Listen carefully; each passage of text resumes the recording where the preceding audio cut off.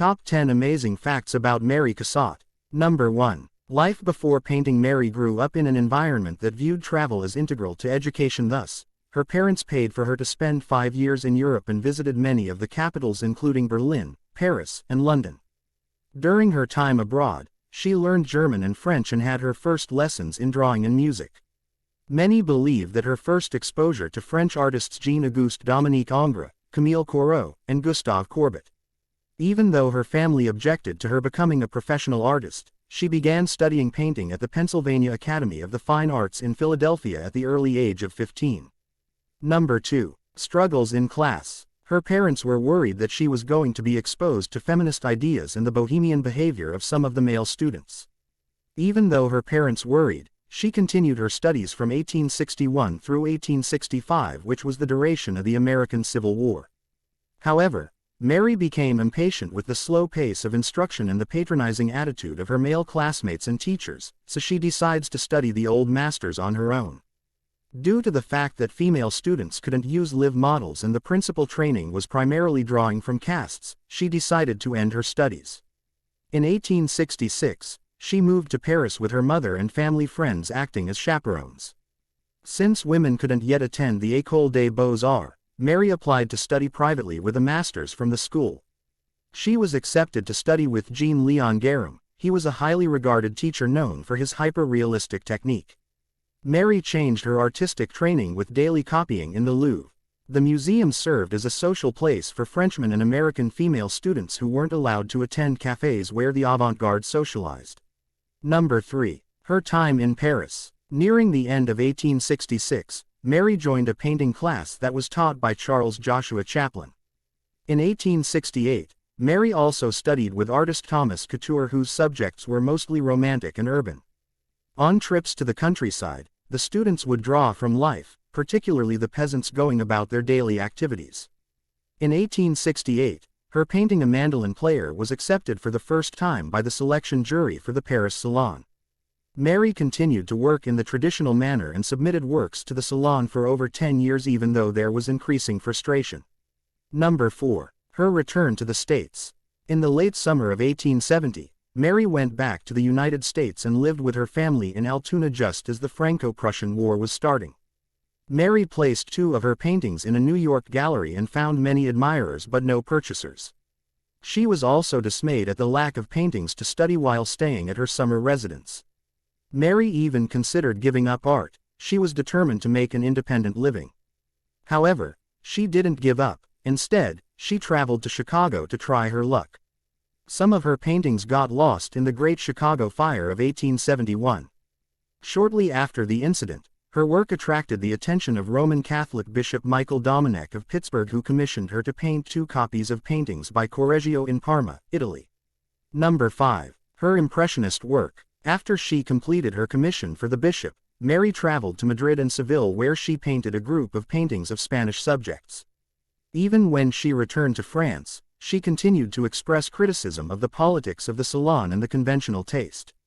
In 1887, however, most of her entries were rejected and she ended up having no work in the Salon. By this time she was invited by Edgar Degas to show her works to Impressionists, and she accepted his invitation and began preparing paintings for the next Impressionist show, which was planned for 1878. Mary immediately felt comfortable with the Impressionists and joined their cause enthusiastically. The exhibit of 1879 was the most successful to date. Mary displayed 11 works, and most of the critics claimed that Mary's colors were too bright and her portraits were too accurate to be flattering to the subjects.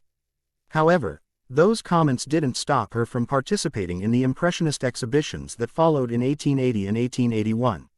She remained an active member of the Impressionist circle until 1886. In that year she provided 2 paintings for the Impressionists in the U.S.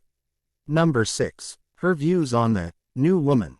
Mary and her contemporaries enjoyed the wave of feminism that occurred in the 1840s, which allowed them access to educational institutions such as the new co-ed colleges and universities. Mary was an outspoken advocate for women's equality. Together with her friends, campaigned for equal travel scholarships for students in the 1860s and the right to vote in the 1910s. Mary was known as the New Woman of the 19th century from the woman's perspective. Even though she didn't make political statements about women's rights in her work, she still used art to portray women in a dignified and meaningful inner life. In 1915, she showed 18 works in an exhibition supporting the movement that was organized by Louisine Havemeyer, a committed and active feminist. Number 7. Her work in the 1890s. This was her busiest and most creative period, where she matured considerably and became more diplomatic in her opinions. Mary became a role model for young American artists who sought her advice. Among them was Lucy A. Bacon. She exhibited a series of highly original colored drypoint in 1891. She was attracted to the simplicity and clarity of Japanese design and the skillful use of blocks of color.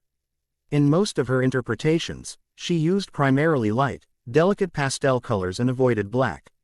In the same year, businesswoman Bertha Palmer approached Mary to paint a mural about "Modern Woman" for the Women's Building for the World's Columbian Exposition to be held in 1893. Mary finished the project over 2 years while living in France. Unfortunately, the mural didn't survive following the run of the exhibition when the building was torn down. Number 8. New Century work. In the New Century, she worked as an advisor to several major art collectors and stipulated that they eventually donate their purchases to American art museums. In 1904, France awarded her the Legion d'Honneur in recognition of her contribution to the arts. In 1910, she took a trip to Egypt, which impressed Mary with the beauty of its ancient art. Number 9. Legacy left behind. Throughout Mary's career, she had a lot of success even after her death in 1926. For example, in 1943, SS Mary Cassatt was launched. It was a World War II Liberty ship. Later in 1966, her painting The Boating Part was reproduced as a U.S. postage stamp. She was later honored by the United States Postal Service with a 23-cent Great Americans series postage stamp.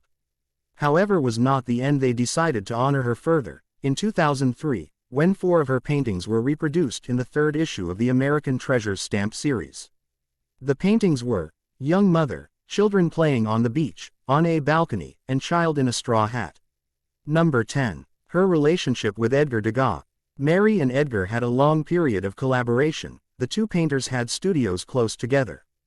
They had so much in common in regard to art and literature. They both studied painting in Italy, and both were independent and never married. Many believe that they were involved in a relationship given their conservative social backgrounds.